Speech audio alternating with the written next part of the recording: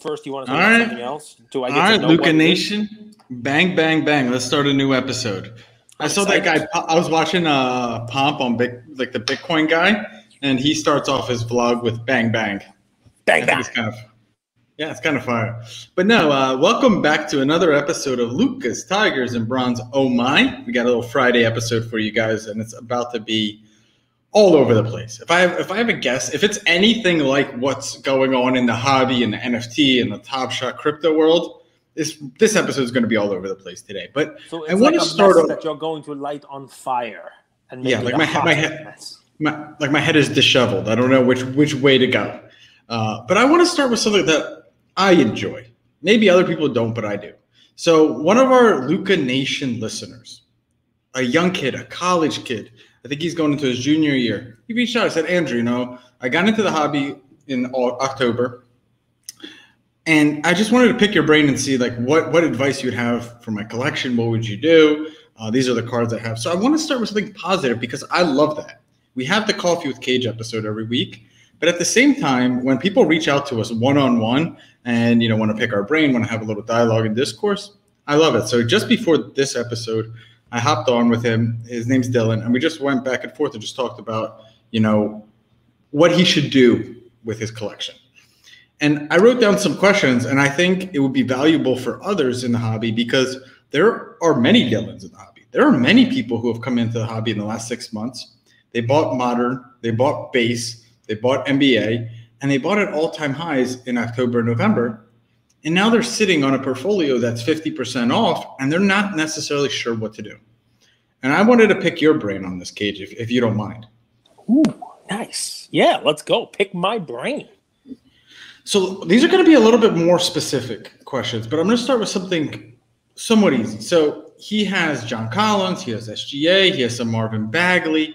And first we'll start off with a Revolution. He wants to know. So he bought some Marvin Bagley Revolution and DeAndre Ayton Revolution cards, okay? Mm-hmm. But he's seen very little movement in them, if any at all, okay? Yep. Revolution cards don't move a lot in general. Did he buy the wrong set? Is Revolution not sought after like the other stuff, like Prism, Select, and Optic? What's your take, and what would you do if you were holding those cards? Right, so I never like to be the guy who you're going to go home and cry to. That was like the end scene in 8 Mile. I didn't have to be the one you went home and committed suicide too, right? So I made it a little cry. But yeah, you bought the wrong card. So here's the honesty, right? Which we got some really nice comments recently. Our YouTube channel and the whole deal. And I mean, I want to be as honest with you guys as I can.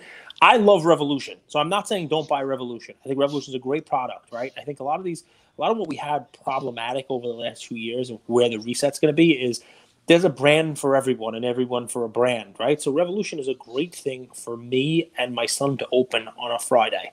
Because it's shiny, he can still get the rush of opening a card, a box. Even in its peak, it was $100 and something a box. It wasn't thousands of dollars like Prism and the rest, right?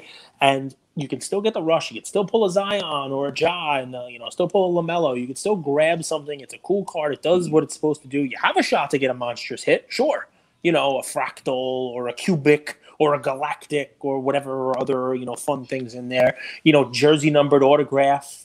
We actually got one of those. PJ Washington wasn't the one we were looking for, but, still not bad, especially because as far as rookies last year, he was a pretty high jersey number, so it was a high number card, 25. So anyway, it's cool, but it's not one to buy if you're looking to grade and flip. Definitely not. Because, first of all, it's not the easiest card to grade. It's a lot of chipping, a lot of edge issues, a lot of corner problems. But second, we talk about this, supply and demand. There is very little demand for a Revolution Zion. Could that change? Sure. Are there people who want it? Sure. I'd love to grab a Zion Revolution PSA 10 for my PC at the discounted prices that they're at now because, my son and I like them. But am I paying more than probably $50-$60 for it? Absolutely not.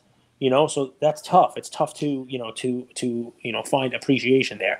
I'm not saying stay away from Revolution. I'm saying if you're going to buy a product like that, a Chronicles or a Revolution or some lower end product, the product really should be, the answer to when everybody says we're forcing the kids out of the hobby. That's not a flip and profit type of thing unless you get lucky. That's a gamble, get lucky and make money. But it's more of a, if the hobby's supposed to be open up something with a kid, that's going to be that type of, that type of product. That makes sense? So, yep, absolutely. First bullet point. If you're going to buy Revolution, either buy Revolution to rip or buy it graded in a PSA 10. Yeah, I wouldn't even, if you're buying a grade in a PSA 10, it's really just because you like the look of the card and you want to have it for your collection. I wouldn't expect the PSA 10 of it to even appreciate that much, to be honest. Just because there's just not a lot of people out there who are going to say, all right, I want to buy a Zion. Let me go through the list of which Zion I want first. And Revolution might fall like 11th. You know what I mean? There's just not going to be a huge amount of people who are like, I need to grab a Zion Revolution. I think it's cool. And for me, it holds a place in the collection because I like opening those with my son. But other than that, it's not a card I see having much demand and therefore not appreciating. Amazing. Next question. Okay. Mm-hmm. So Dylan bought an SGA red optic out of 99. PSA 9. Beautiful card, right? Yeah, it's a great card. And PSA 9, you know how hard it is to even get a 9 or a 10 on those cards. Mm-hmm. He was wondering, and this, I'm sure this question, tons of our listeners have this question. Do you recommend only buying numbered or colored variations of cards now? Like no base prism or anything like that? If so, do you think it could be optic or only prism? Because you were saying the market doesn't really embrace optic. That's what I said. Right. So overall answer is no. You don't have to just buy numbered cards, right? But you do have to pay attention to the population report. For modern basketball, printed by Panini, the answer is probably going to be yes. You could have a low number card that a low pop card that's not numbered.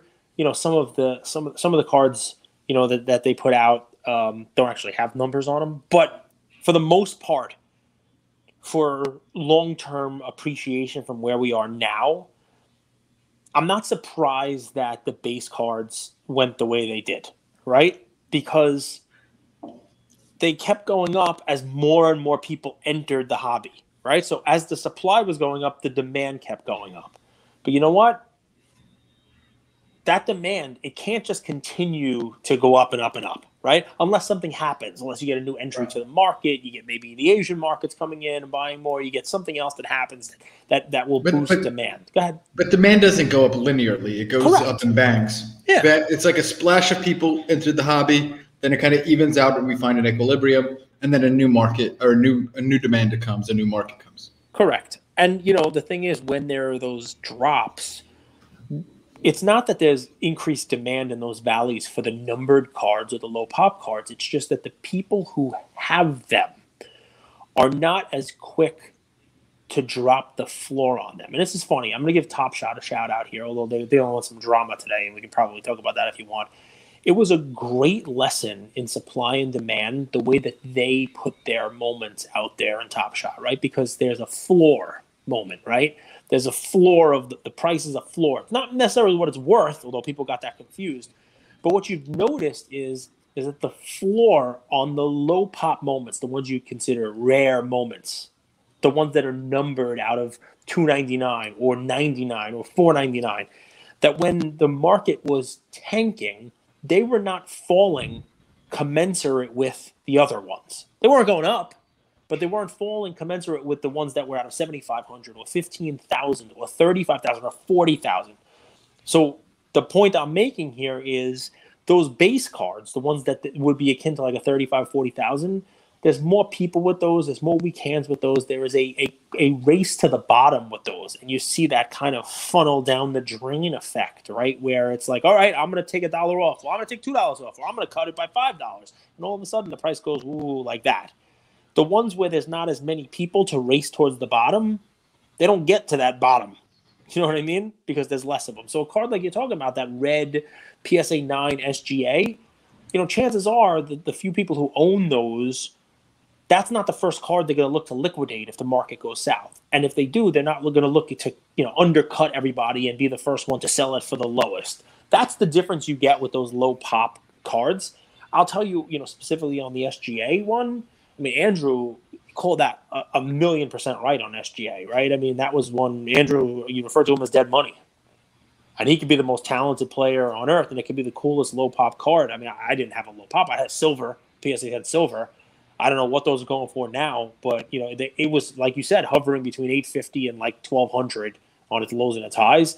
I was able to sell it for like $1,100. The one that I had, you said, we talked about this on an episode, and that's why I sold it. We said this was dead episode. It's dead money. He's in a bad spot. So even though that card is nice and it's a low pop and you name it, there may be a base card or a group of base cards, given the depressed prices that we have now, that I would trade that SGA red for to get into a more desirable player or more desirable. I might get into Prism rookie base PSA 10s or Prism silver, even though it's not numbered, of a more desirable person instead of the SGA. That makes sense also? It does. Believe it or not, SGA silver Prism PSA 10 is $900 still. Yeah, so it's still in that same 850 to 1,011, 850 to 1250 window, right? You should get a dividend for holding SGA cards. Next, this is awesome.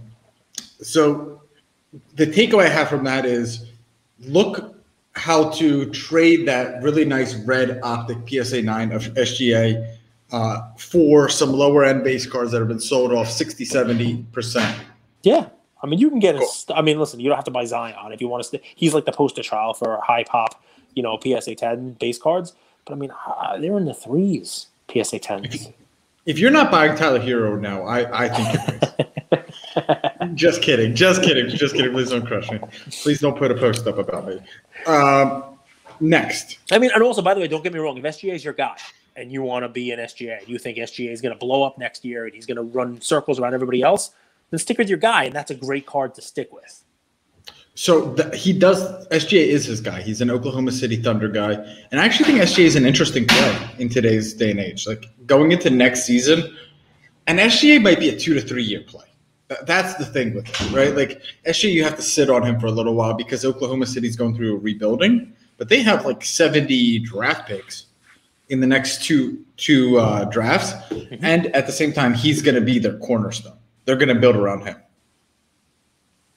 There you go. What would you be holding of SGA if he was your guy? That's a cool card. I mean, listen, I'm a snob, so I don't hold too many nines.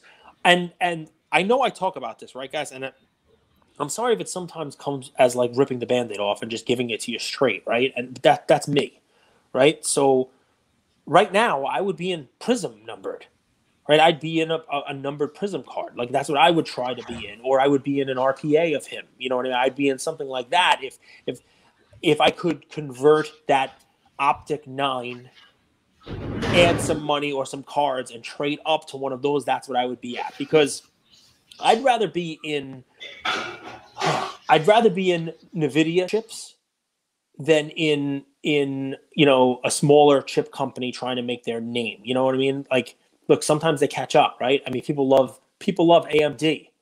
But they were chasing Intel for the longest time. I mean, I'm talking about when I traded stocks. These were the companies I traded. So Micron, MU, all these chip companies, right? But you'd rather be in you'd rather be in Coke than CNC, hoping that CNC comes up with a great flavor, or Shasta. And no, I'm not calling Optic Shasta, but you understand what I'm saying, right? You'd rather be holding the 800-pound gorilla, which is going to be Prism. It has been, and I don't think that's going to change. I know there are people listening to this who are fans of Select and fans of Optic, and the pop reports bear out that stuff. But guys, pop reports just part of it. Supply and demand. What I'm hearing, and Dylan, if you're listening, I would actually look at shows as a way to trade up. I wouldn't sell on eBay and auction off and get pennies on dollar. I would see if you could make strategic trades, whether that's in Facebook groups or at shows. Next question.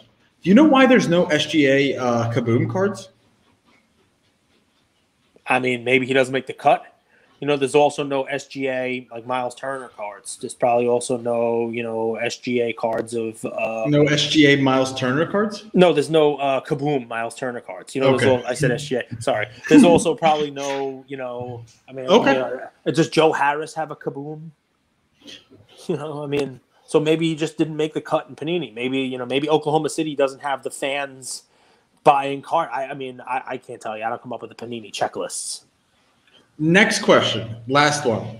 What is the best, and this is broad, so what is the best investing, collecting combo strategy in your opinion? What do you do that might work time and time again? General idea.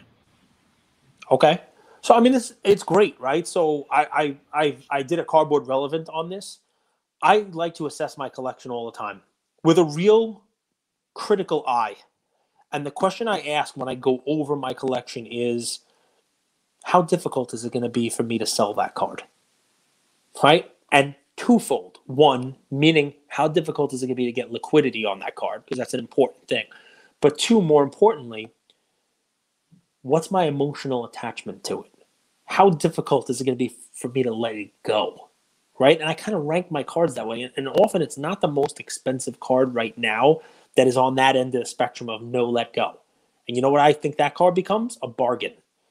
Because if I feel that way about the card, there's some sort of attachment to it. There's some sort of thing that's drawing me to it and making it harder for me to sell it and put it on the market. I'm probably not the only one that has that. Now, don't get me wrong. I mean, I don't like selling Brett Gardner cards because he tossed my son a baseball at the Yankee Stadium. I'm taking that kind of like personal attachment to, out of the equation. I'm talking about just generally speaking, right? A lot of people who are my age or in my generation will gravitate towards not selling Ken Griffey Jr. cards, right? They have some sort of, even though I'm a Yankee fan and he crushed the Yankees. I mean, he beat the Yankees up, right? Although he never got over it when it counted. But in any event, he would hit us hard, right? I loved watching the guy play. Like, he was the poster child for baseball for the longest time. He made it fun. He made baseball cool to watch and cool to play, and made wearing a hat backwards awesome. There's something more than the game and his stats. So people in my generation, they don't sell Griffey. And, when I do that analysis, I say, all right, Griffey, his card might be going up a little bit. I'm not selling that card. Like, it would have to go up more for me to sell it. But that is the very definition of demand, right? That's the very definition of, if I'm doing that analysis, well, then guess what? Those cards that I'm talking about, they're probably not going to hit eBay as often. Because even though they're going up, other people like me in my generation are going to have the same attachment to that player, to those cards, to that specific card. And they're not going to just be so willy-nilly to get rid of it. So I'm going to hang on to it because it's probably going to appreciate. Maybe people now will feel that way about Mike Trout. Or maybe the younger crew will feel that way about Fernando Tatis. I'm sticking with baseball for the analogy and for the explanation, but obviously this applies to any sport. Kobe is a perfect example, and I did not realize this until too late because I was never a Kobe guy. I never was, right? And I never had Kobe cards, and I wasn't collecting in 1996. I was in college. Kobe cards were the last thing that I was thinking about, right? Unless they were in the bottom of a mug, I was not going to be buying a Kobe card. You know what I mean? Unless it came out of a funnel, right? So I was not grabbing Kobe cards. So I missed that. But what's funny is the people who are a decade or so younger than me, they'll put Kobe in their coffins. Like, those cards are coming with them to the afterlife. That's how people feel about it. There's an attachment to Kobe. So it's an important exercise to do. You know what I mean? Because there's more to it than, X's and O's. And from a collector/investor standpoint, that for me is where those two intersect, right? Where a collector and investor mentality kind of intersect, because you can collect those cards, but you also are an investor in them because there is something drawing you to that card. That to me becomes the best investment. That to me is going to be something that I know will appreciate over time because I'm not the only one who feels that way. And it's like anything else, right? The harder it is to let go of something, the more it's going to take to pry it out of your hands. Same thing with other sellers. Make sense? 100%. I love it. So Dylan, our community, Dylan, I mean, I keep mentioning his name, but I think there's probably 100 of you guys out there that are young adults. You've entered the hobby in the last 6 months. You might be sitting on 60 or 75% of what your collection was worth when you deposited, and you're looking for answers. So I hope that this episode adds value to you guys. Cage. And if it doesn't, tough. Well, I mean, we could elaborate on a coffee with Cage. We'll do a coffee with Cage this weekend for you guys. Where do you want to go from here? Do you want to talk plays? Do you want to talk controversy? Controversy sells. Well, I mean, not controversy, but, there's a bunch of stuff going on in the hobby today, right? We got Top Shot drama, which, we don't have to talk about the specifics of Top Shot, right? But, we also have card porn. Are they good? Are they bad? There's that kind of drama going on. Can I give you my take on that, right? Without getting into the specifics and calling people out 100%. and the whole deal. So I read a post by Cardport about PWCC, and it seemed literally like 12 seconds later, PWCC was on the case, looking into it and announcing that they were going to resolve the problem, right? Or that they were looking into it. Let's not say resolve the problem, because let's not even assume there was a problem, right? That's the power of numbers, right? That's the power of, like, it's like a big pot bully, right? So I don't know what the intention It's a class action lawsuit. That's what the power of a class. Yeah. It's a bunch of small people. When they come together, they have power against a big guy, a big. And guys, let's throw it out there. We have no connection to card porn. I know a lot of people think I am card porn. I get that a lot. We have no connection to them. I don't know who it is. I'll be as honest with you as I can. I don't know who it is. They remain anonymous. We don't get paid by them. We don't pay them. We have legit no connection to them whatsoever. We chat with them from time to time. I'm sure like everyone else in the hobby does. But, no connection here. But I'll say this. If they're going to use their numbers for good to get some customer service for someone that otherwise would get lost in the shuffle, and that's what I read from this story, right? What I read was the guy who had an issue or a potential issue could not get a response. But as soon as card porn shined their flashlight on the issue, boom, all of a sudden it was getting attention. Forget for a moment whether it's was warranted or not. Forget for a moment whether there was really a problem, no issue, you name it. The fact that they have that sort of clout, is it a double-edged sword? Sure. Do I think they used it here correctly to try to help someone who could not otherwise get help and to amplify their cry for help? Sure. And if that's what they do, I'm all for it. But Andrew, you like to quote the Spider-Man movie often, right? And when you get great numbers, what comes with that? With great power comes great responsibility. So it's an important quote, right? With great power comes great responsibility. So, the comments, if you check, the comments are about 50-50 on the issue. And it's funny to see that, because that just means that it's 50% burner accounts from one side, 50% from the other. But besides that, what it means is that, when you have that kind of numbers, you have that kind of power, you have to be careful with what you do. And from where I sit, and no one asked me, but from where I sit, if they're going to use it to try to help people get customer service, then I'm all for that. You know what I mean? I'm all for that. And you know what? Look, if it turns out that everything was great, then I'm sure what's going to happen is the initial buyer is going to speak with, I think it was PWCC, right? And then speak with PWCC, and everything's getting resolved. That buyer is going to post that everything's great. What great job customer service PWCC did. Card porn will probably post that, and all's well that ends well. So and you're right, it's results, right? So, we will also say we know the Wharf. We've had the Wharf on. The Wharf kind of called out card porn. We love them also. We don't we don't have any monetary relationship with the Wharf also. And I mean, they're actually he was standing. He had PWCC's back, even though PWCC is in theory his competitor. Yeah, I mean, listen, we don't need to dive too deep into it. I love the conversation, right? Because it is a check and a balance, right? Sort of what card porn is saying they're doing themselves, right? Sort of one of the things that they're doing, right? So every once in a while I'm not a fan of defunding the police, sometimes you got to police the police. So maybe give the Wharf kind of, I don't want to call him credit for that, but let's not give him too hard of a time for it. Because as you always say, with great power comes great responsibility. I don't think they wielded their power irresponsibly here, but it's always nice to remind folks of that. I love it. Nadal just lost on clay, just for people. We're recording this as the French Open's going on. French Open final tomorrow, which I love. Djokovic versus Tsitsipas, or however you pronounce that guy's name. Oh, you assumed it was going to be Nadal versus Djokovic, huh? Well, Djokovic was the Joker was the semi. Nadal just lost to Djokovic, and Nadal is usually unbeatable on clay. He is. That's usually his thing, the French Open. And these guys, they're F1 racers, right? This is the sport we're talking about here on the clay. They drive on clay. Is that what's going on? Hilarious. No? I mean, did Lewis Hamilton lose? What happened? His brakes cut out. That guy never loses. His brakes cut out. but he has a really nice Mercedes hat. I like it. Euro 2020. I think it's 2021, but it's from last year started. So, guys, I have two guys for you to look out for. Okay, Phil Foden. I think he's going to be I think he's going to come onto the scene, and I think Vlasic, this young guy from Croatia, could do big things. Croatia's good, man. So Vlasic, are you thinking the pickle? Vlasic pickles.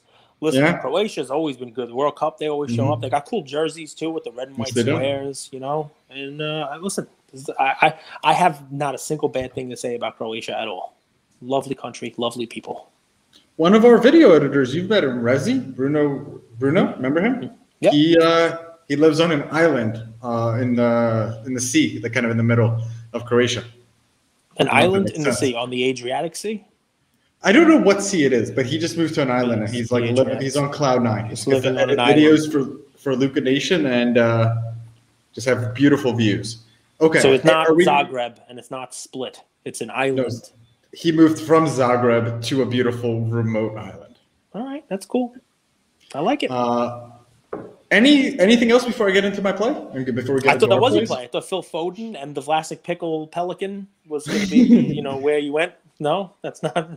Yes and no. So, as we're getting bigger, as we have a larger audience, as we have sponsorships, as we have all of this, I'm learning that my role in the hobby is changing. And no longer can I just give out plays that I don't stand behind. So I could give you guys things that you should put on your radar, and then you go and really make your decision. But when I give a play, I want to have at least some confidence in it, and I want to give you a card and stuff like that. So these are just two guys I think that should be on your radar, and you guys could go and make your own decisions. My play today is actually one I really like. I'm really excited. So, Cage, what do you think about this NBA playoffs? There was a thread going around that this is the worst NBA playoffs that people have seen in a long time. I completely disagree. Absolutely not. I mean, I'm getting exactly what I asked for, which was there's young kids, and it's the show me state. I'm getting what I asked for, right? I couldn't buy Donovan Mitchell. I couldn't buy Devin Booker.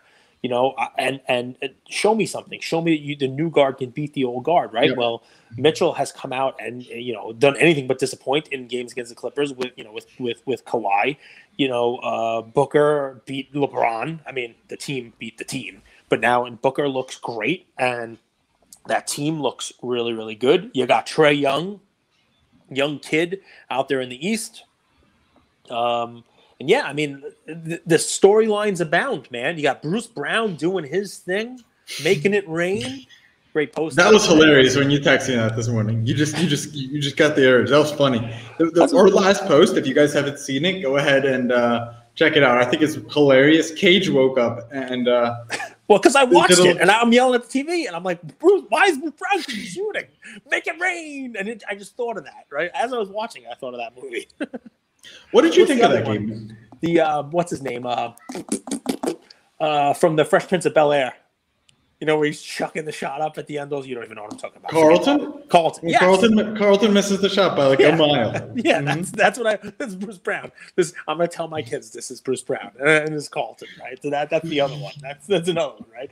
So what do I think of the game? I think the game was hilarious because we talked about it yesterday, and I said the crowd's going to be in it. Milwaukee's going to come out crazy. You'd figure they'd come out big. I mean, I didn't think they'd come out 30-9, right? And I didn't think Brooklyn couldn't hit the side of a barn, right? But by halftime, the books had it exactly where they wanted. You could bet the Nets in the second half. The trap bet. We talk about this game as a bet, right? I said don't bet the Bucks, right? Bet the Nets. But ultimately, when it came down to it, right? You said it's a trap, but I said these books get it right. The spread was 3.5, and they won by 3. I mean, it's just amazing how that happens. It's amazing how that happens, right? And Darren Ravel posted, you read it, how the books needed the under to come in. I mean, they were in the 70s with like 4 minutes left. I was like, they could have had 4 overtimes and it was still been the under. Yeah, I said to Ian, I'm like, is this the third quarter? Like, what are we watching here? It's 76. So I got to tell you, after the Nets came back and came all the way back, I just assumed that they were going to win the game, especially the way Durant was looking. But the fact that Durant hit the 2, the 3, and then just didn't shoot. And then they couldn't inbound the ball. Like, it looked almost too much like Vegas got on the horn and said, hey, guys, we want this to come in at 3, It was weird. Yeah. It was weird because the last 4 minutes, Durant could score at will. Yeah. And then when it mattered most, he just didn't want to pass him the ball, or he didn't want to take that shot. Yeah. It felt very funny. And it also feels funny that two teams that added up to like 240 points the day before put up 160. Yeah, that's crazy. It is 100% crazy. But I'm not buying into the Bucks now. Coach Butthole, as you call him, he came in afterwards and he's like, our team showed character. Our team showed what they did. The one thing the Nets need to learn from this is they need to get rid of their fouls to give. You know what I mean? Foul Giannis. Get rid of and they can foul Giannis. Oh, Rob G's texting me as we're recording here. You got engaged, everybody. A little shout out to our friend Rob G. Yes, he did. Yes, That's nice. It's good stuff. Check out the video. He put like a whole edited video about getting engaged. Let's hope it doesn't turn it. Nah, I'm not going to say anything bad. We love you, Rob. We support you, bro. Big year for Rob G. Send him a message. Congratulate him. But no, I mean, dude, Giannis did you see the shot clock? It takes him 13 seconds to shoot a foul shot. What's the deal with that? Oh, anyway, and he got into it. He got into it with the ref too. The ref gave him the ball and he wasn't ready, and then the ref gave it right to him again and he wasn't ready again. And I mean, like he's got like the Chuck Knobloch yips. Do you even know what that is? The yips. Chuck Knobloch couldn't throw the ball from second base to the first baseman. He was throwing it over his head from like 10 feet away. I mean, it's mental. I remember John Lester couldn't throw to first. No, but I mean. Congrats to the Bucks because they won. I picked the Bucks to win the series. I don't think they have any shot. What confuses me more than anything is whoever makes the decisions on this team allows Giannis to consistently shoot 3-pointers. No matter if he was 0 for 7. He was 2 for 30. He was 2 for 30. Like, they're just I'm so confused by this Bucks team. I'm so confused by what they allow him to do. For Giannis to win a championship, I'm convinced he's going to need a true scorer. He reminds me of Shaq, and he needs a Dwayne Wade or Kobe by his side. That's what I think is going to take for him to win a championship. Listen, anyway, makes sense. Makes total sense. So what's he play? So do you know the price of a Klay Thompson Prism 2012 rookie, PSA 10? No. I know it was as high as like $1,800. If I had to guess. So it'll be a straight guess. I know that like Lillard was as high as like 3,000 and he's back down to like half that. So let me cut the 1,800 in half and say Klay is 900 or 950. You're 100% right. Do you want to take a quick guess? What Klay autos are going for? Just a range. But what kind of auto? Like an RPA or like an auto? Like what kind of auto? How about this one? The 2011 UD Exquisite Collection out of 199. In PSA 10 or just a raw? Ungraded. I kind of like it because it's a real rookie because the 2012 is not really the Klay rookie. Is he wearing a pro uniform or is he wearing his college uniform? College uniform.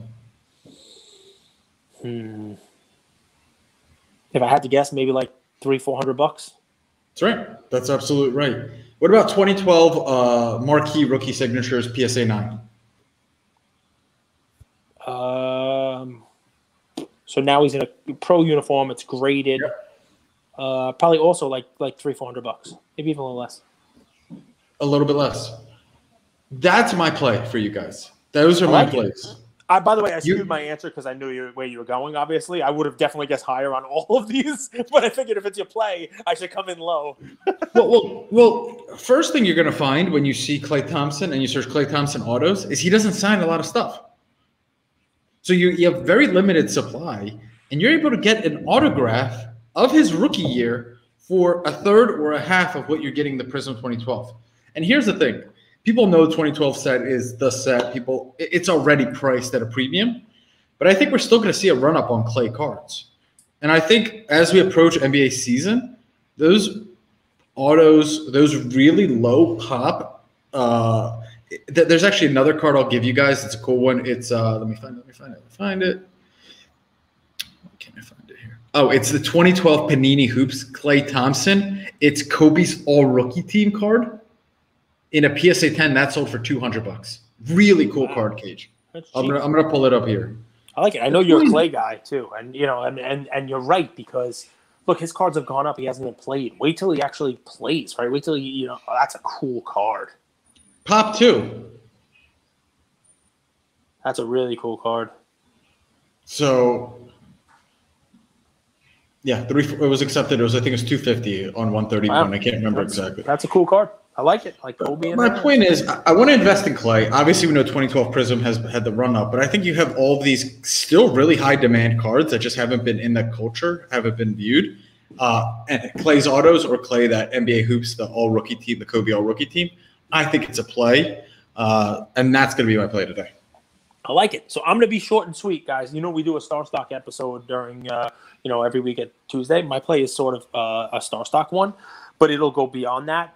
I don't know if anybody remembers this, but Star Stock added in another kind of play you're only going to get here, right? They added in a per card fee at the end of March. And a lot of people, like they did with PSA before they raised the prices, a lot of people sent their cards in to try to beat that, as long as they're postmarked by March 31st, right? So you had April, you had May, and here we are in the beginning of June. And those guys, they scan in 6 to 8 weeks, is what they were doing there for a while. Anyway, point being, that time coincides with Topps 2021 Series 1. The Dylan Carlson, the Joe Adells, the Davey Garcias, those base cards that people were not going to be sending into PSA because PSA was closed, and they sent them in the Star Stock. And they didn't have to pay the quarter entrance fee to get them in. So what I'm seeing on Star Stock is a ton of bargain 2021 Series 1 Topps cards. We're talking Joe Adell near $1, right? We're talking about Alec Baum for less than $1. We're talking about David Garcia. I'm talking about Star Stock A's right now, right? I'm talking about good cards. And what I'm seeing is you can put in offers. People put them in. They sent in hundreds of, they broke boxes, they broke cases, and they had nothing to do with them because they couldn't send the PSA. They sent them Star Stock, and now they're just taking offers. Make some offers. You can get bargain baseball rookies from Series 1 2021. The guys are just named, or any of you, whoever your favorite rookie is in that class. There's plenty of them. There's parallels. They're all over the place. And Star Stock, it's an easy way to do it. You just get it. Right? It's yours. It's in your account, right? And if base goes up and you're grabbing a Joe Adell for a buck and change, he starts playing. He starts playing well. Same thing. So many of these other guys, right? All it takes is 1 or 2 good weeks. It's in your Star Stock account. You flip it for more than you paid for it. I'll do a deeper dive soon into rookies overall because I think there is a play. I think there's a play in Yordan Alvarez, who is a left-hand hitting, DH who's going to be playing forever as long as he stays healthy because he's not going to be playing the field and can definitely do what Vladdy Guerrero is doing and maybe do it for a longer period of time. And the backlash on base is so much. There's so much don't buy base, don't buy base, don't buy high pop, don't buy base. That what I'm noticing is that these things are getting beaten down perhaps too much, right? And maybe the pop on cards like Topps Flagship going forward is not going to be as high as we think it is, because who knows when PSA is going to take that stuff, if ever. Those couple of dollar cards. So that's where I'm looking. I'm going to start doing a lot more research into the base, especially baseball, sales, pops, you name it, because you buy these cards, seriously, you're Dan Alvarez, $1. Joe Adell, $1. The rest of the guys as well. So that's my play. It's not a specific card. It's a when everybody is doing one thing, I always try to look to see whether or not there's a play to go the other way. And right now, everybody is just beating the hell out of the prices of base cards and, what they would consider high pop base cards, non-numbered base cards. I think sometimes there's an overreaction there. And, when the ship is right, you might be able to ride that wave back up. Cage, this is breaking news. In 90 seconds or less, I want to hear your take on this, okay? Mm-hmm. So I'm going to share my screen. So Ken Golden just posted this.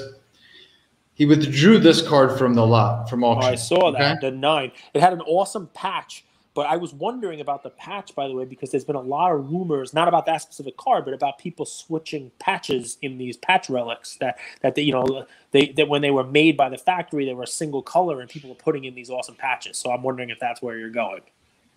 It's 100% where I'm going. So this isn't the first one. That's not the first one that's happened to of that card even. And there are other LeBrons like the exquisite ones, the larger packs, the logo, not logo man ones, but I've seen side by side pictures, and people are like I think PWCC last month or the month before had to take down, or didn't have to do anything, but they did. They took down auctions. What do I think? I mean, it's funny. We started this episode, by talking about like when policing the hobby and police the police, right? Sometimes it's good to have somebody watching out, maybe with some resources, right? And it's also good to remember that as much as we talk about community, as much as I love every single person in LukaNation, it's amazing what people listen to, right? Yesterday you asked me Rich Gannon or Drew Bledsoe, right? And I said, I'm going to go with Rich Gannon because Sigap Cannon, Delaware, Sigap brother, And somebody messaged me like, were you in Sigap? And I'm like, shit, I don't know that I put it out. And he's like, I am.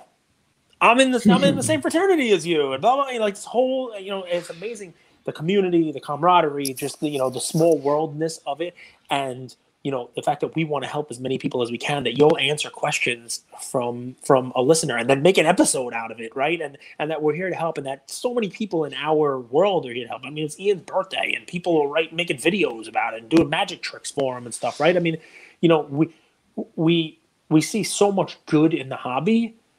But it's a fun reminder that it's not all good in the hobby. It's like anything else in the world, right? There are bad actors in it, right? And I'm going to say this is not a new thing. There have always been bad actors in the hobby. There's always been trimmers. There's always been people who have faked autographs. There have always been those bad actors. And my hope is that, the good outweighs the bad, and that allows people to stay in this hobby that we all love, and that so many people are dumping money into now. so I hope the good outweighs the bad. But you said 90 seconds. I'm sure I wasted way more than that. My take on it is it's sad. It's sad to see. But what's even more sad is that I'm not surprised by it. And that's kind of an indictment of the hobby. You know what I mean? This is the kind of stuff that's out there. So beware. And kudos to whoever it was who's smart enough to notice it. Right? Mm-hmm. Who somebody decided, you know what, this is going on. I'm going to take as many pictures as I can of those cards. Maybe it's Josh, right? Because he loves that card. Maybe it's, from Cardboard Chronicles, right? Maybe he knows 50 of those, of those 99 and knows which patch was in them, and has pictures from back in 2004, 2005. It could say, no, that numbered card, that had a red one in it. That had this patch. It didn't have that one with the 3 colors on it. That's baloney.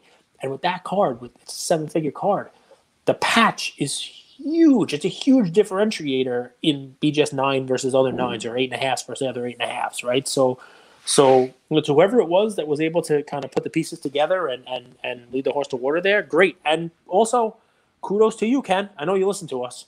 So kudos to you for doing the right thing. Somebody brings an issue to your attention, and you say you want to keep your auction house in the good graces of the hobby. If it's an issue, you pull it.